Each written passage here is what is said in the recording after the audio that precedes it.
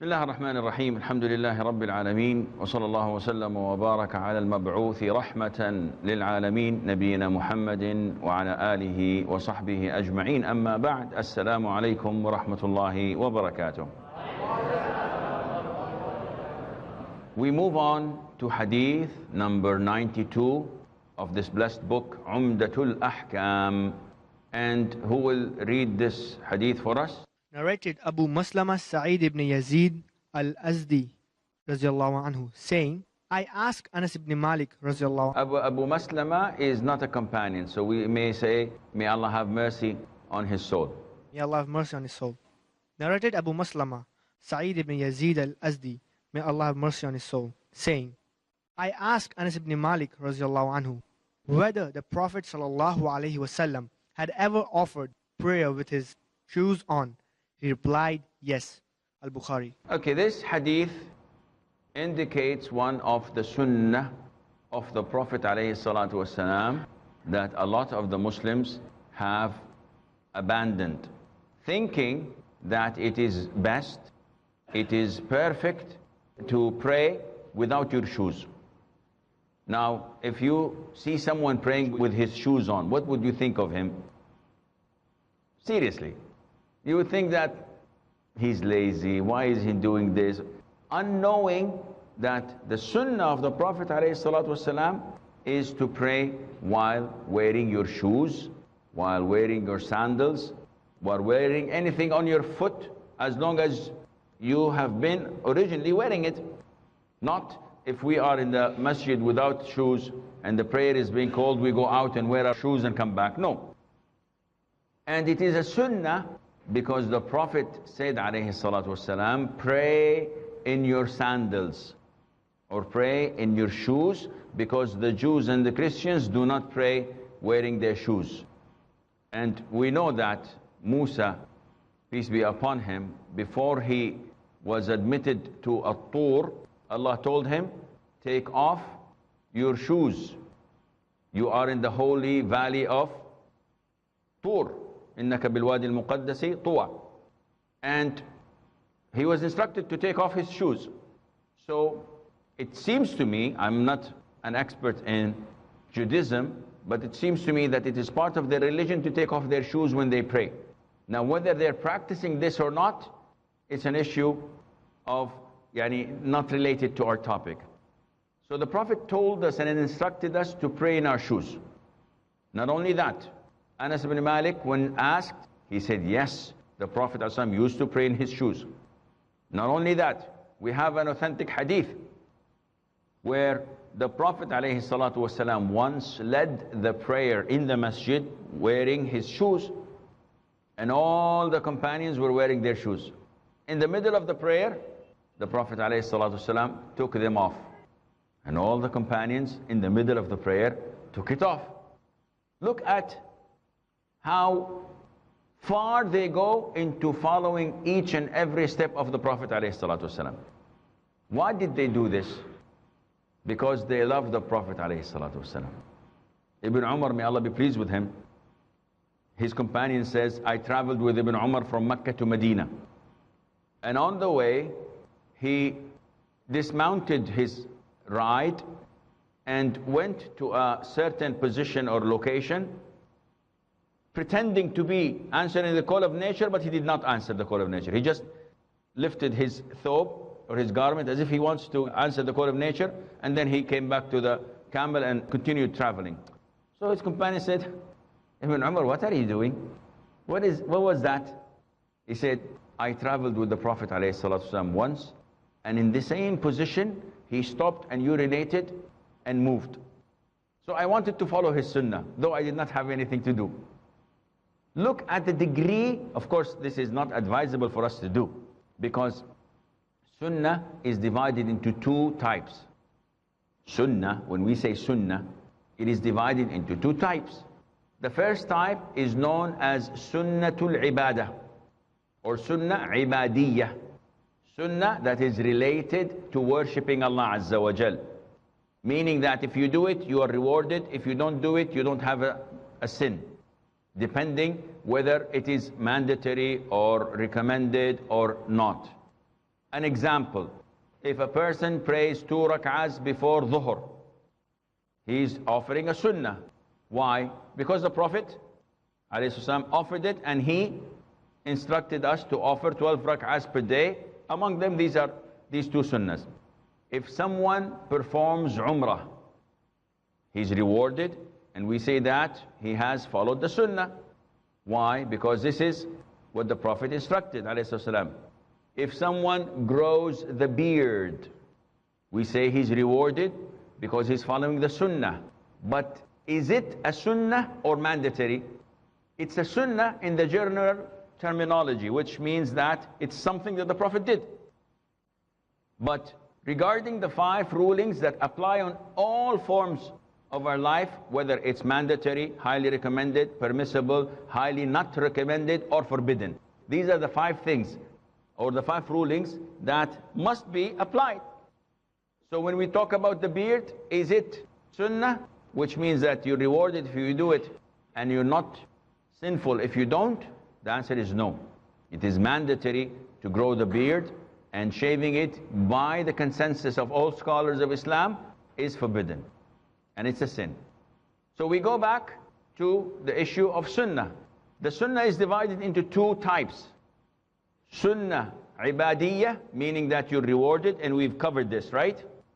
And there is sunnah adat, sunnatul adah, meaning that it is related to the customs of the Arabs, and the Prophet did it alayhi salatu wasalam as part of the customs of the Arabs, such as Prophet alayhi salatu wasalam used to eat sitting on the floor, never sat on a table. Does this have to do with halal or haram? Or if I sit on the ground, I'm more rewarded than if I sit on the table? No. Eating with the 3 fingers, this is part of the customs. If I eat with a fork or with a spoon, there's nothing wrong in that. Riding a mule to work. The Prophet ﷺ used to ride a mule when he traveled throughout Medina. Is this a sunnah that I'm rewarded for if tomorrow morning I go to my work in my company riding a mule? Of course not. The Prophet used to wear what is known as izar and qamis. I think you have qamis in your language, but izar is like what we call futa, or we call wizra. I don't know what they call, bungee, something like this. So anything that you wear on your waist that covers your lower part, like an apron or whatever, it's called izar. So someone wears it now and goes to the office or goes to travel. We say that this is not right. Everybody's looking at you. He said, no, this is a sunnah. He said, no, this is not a sunnah. You're not going to be rewarded for it, because the Prophet had done it, alayhi salam.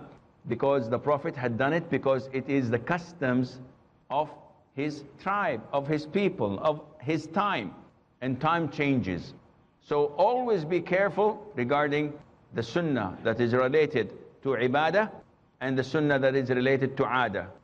If people nowadays, people say, you have to wear a cap, you have to wear a topi, so that you can pray. Why? So the sunnah. And the answer is, again, there is nothing in the sunnah that says if you pray without anything on your head, your prayer is invalid or it's not recommended. There is nothing in the sunnah that says if you wear a turban or you wear a hat or a kufi, then mashallah your prayer is excellent or perfect. Nothing. And therefore it depends on the people. And here we know the innovation that comes in. I've seen a lot of the brothers in different parts of the country, they don't wear anything on their heads. But the minute prayer comes, they take a small cap and they put it on. And they're wearing trousers and t-shirts and suits. What does this cap has to do with your clothes? It is not related. He said, no, we're not saying that it is related to Islam. But it is a form of identity. And this is a different issue. If you consider it as a form of identity, it's up to you. You wear a tag, you wear a name tag, you carry an ID, you put your topi on, up to you. But it has nothing to do with Islam or halal or haram, or it adds value to my good deeds. The funny thing is, when people don't have something to cover their head, what do? They bring their handkerchief and they put it and they tie it in a strange, awkward way, only for prayer. Who said that this is part of Islam? Don't you see that the muhrim, the one who goes for Umrah and Hajj, does not put anything on his head? And he is getting closer to Allah Azza wa Jal. So we have to differentiate strongly between the sunnah of adah and the sunnah of ibadah, so that we do not mix apples with oranges. So the Prophet ﷺ used to pray in his shoes. And the hadith I mentioned earlier, when the Prophet prayed with his shoes and in the middle of prayer he took them off. And this is what led us to this long diversion of the topic. The companions immediately complied. He took it off, we take it off. He puts it on again, we put it on again. This is the sunnah. After the Prophet ﷺ finished his prayer, he asked them, why did you take off your shoes? Now one would ask, how did the Prophet know? The Prophet ﷺ is been granted a miracle from Allah that he sees what's happening behind him. Does he have eyes behind his back? No, he doesn't have to have eyes behind his back. My car has, when I reverse, it has a camera. So it shows me what's happening. The Prophet had this, ﷺ? No. The Prophet ﷺ, Allah gave him things people cannot even imagine. Among the things that Allah had granted the Prophet ﷺ, among the things to see, is what we will discuss, inshallah, right after the break, so stay tuned. Assalamu alaikum and welcome back. So the Prophet has abilities are unlike our abilities because it's from Allah. And that is why ﷺ, he used to say, O people, straighten your rows because I see you from behind my back. So it's a gift to the Prophet from Allah Azza wa Jal. So he told them, why did you take off your sandals? They said, O Prophet of Allah, you took off your sandals, we took off our sandals as well. So the Prophet said, in the middle of the prayer, Jibreel, the archangel, came to me and told me that there is an impurity on my sandals. There is najasa. And we know that you cannot pray with najasa on, so I took them off.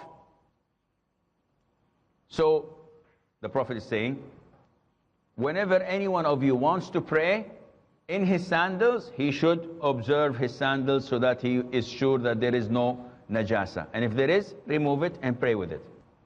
This is the ruling. And from this, we learn another important ruling. And that is, a lot of the times people ask, if I prayed Dhuhr prayer and I went home and I found that there is a najasa on my clothes, on my body. Sometimes people pray and afterwards they check their underwears, they find traces of najasa they were not aware of. Or I carried my child and the child urinated on me and I said, khalas, I'm gonna go and wash it. I forgot. A few hours later, salah was called, I made wudu and went. After I finished the salah and the thob has impurities. What do I do? The scholars say, from the hadith of the Prophet, when he prayed half of the prayer with his sandals on, with najasa, this means that his prayer is valid. Otherwise, Jibreel would have said, hop, stop shooting, stop praying, stop doing anything. Why? Oh, you have najasa, pray again. But he did not say this. This means that his prayer was valid. And likewise, anyone who prays with an impurity on his body, on his clothes, on the place he was worshipping or praying on, if he did not know, then his prayer is valid. Alhamdulillah. But what happens if I remember during prayer that my shirt has a najasa on it? What to do? Take it off. As long as your awrah is not exposed, you have a t-shirt underneath, take it off immediately and continue to pray. And what happens if it is protecting my awrah, if it's in my underwears? I just remembered it's in my pants. I can't take my pants off. Scholars differed. Some of them said that you have to stop praying, remove your clothes, and wear new ones, and pray. And some say, no, as long as you've started it unknowingly, and then you discovered and you're unable to remove it, alhamdulillah, you're exempted. You can continue to pray. And of course, the best thing, if there is time and you have the ability, pray it again, and Allah Azza wa Jal knows best. So, going back to the hadith, I will not be taking any questions. If you have any questions, just note them down. Inshallah, next time we meet, probably we'll answer it. Going back to the hadith, praying in the sandals is sunnah. Not limited to the Prophet's time, alayhi salatu wasalam, because we have some of those liberals or some of those who have strange ideas telling you, no, you should not pray in your sandals or your shoes. This was at the time of the Prophet ﷺ, and time changes. And this is not accurate. Though time changes, but the religion does not change. Islam copes with all different environments and times, but it doesn't change. So it evolves, but it never changes. It goes with the flow, but it never alters, in the sense that no one would come and say, Akhi, wine was haram at the time of the Prophet ﷺ, because people were barbaric. They had their swords and they used to fight. Now, because we don't have any swords or guns, so if you're a social drinker, you take a glass or two, it's okay. Malish. Champagne is okay, it's a wedding. But whiskey, no, haram. What is this? Time, though changes, religion remains as it is. One would say, Akhi, time is changing now. It's a cosmopolitan city. We're living in a changing world. So now it's okay if we mix with the opposite sex and we have business meetings with women and we have business dinners. This is okay because we're not going to jump each other. We're civilized. We're so saying. What does Islam say? Yeah, Islam was 15 centuries ago. I said, no. Islam will remain till the day of judgment. What does Allah say? What does the Prophet say? And it's applicable. So, when we say this, we have to know where it is permissible for us to change and where it is not. When it's related to deen, when it's related to religion, the religion has been complete. Al-yawma akmaltu lakum deenakum. End of story. The religion is complete, meaning no one can say, well, 5 prayers are a lot.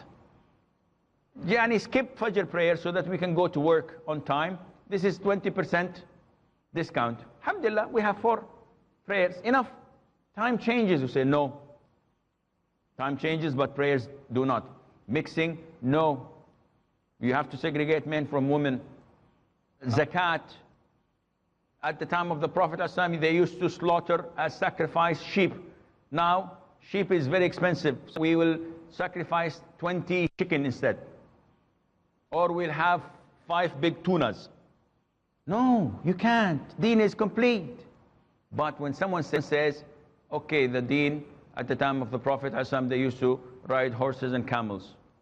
So, okay, Islam doesn't tell you that this is part of the deen. So you can ride a BMW or a Ferrari. It's up to you, if you can afford it. And you can take a plane from one country to the other. You can make wudu in your bathroom with faucets and tabs. You can take a bath in your bathtub. All of these are not part of the deen. So Islam evolves, and it still remains that using gold is haram for men.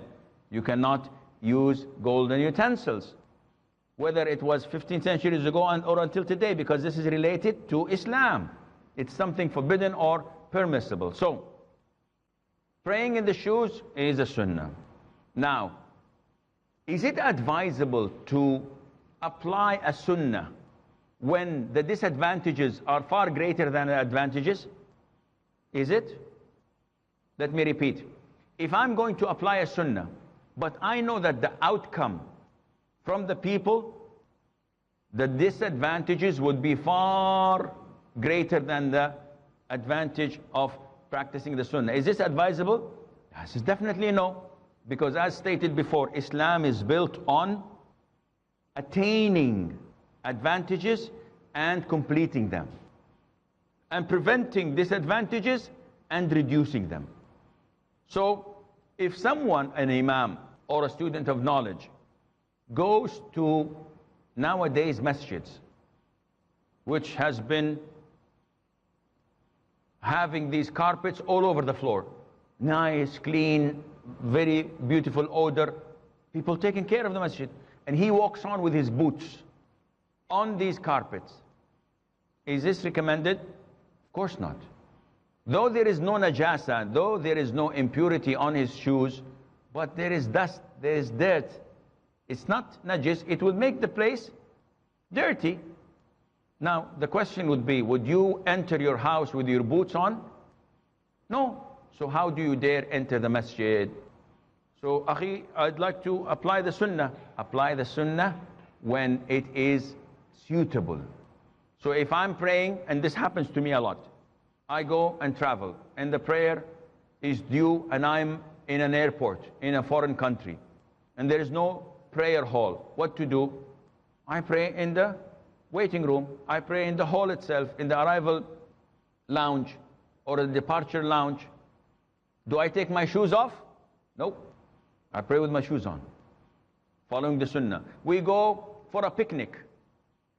We play football, we do this, we do that, wearing our shoes. Once prayer time is due, do you take your shoes off? Most of the people do. No, don't. Follow the sunnah.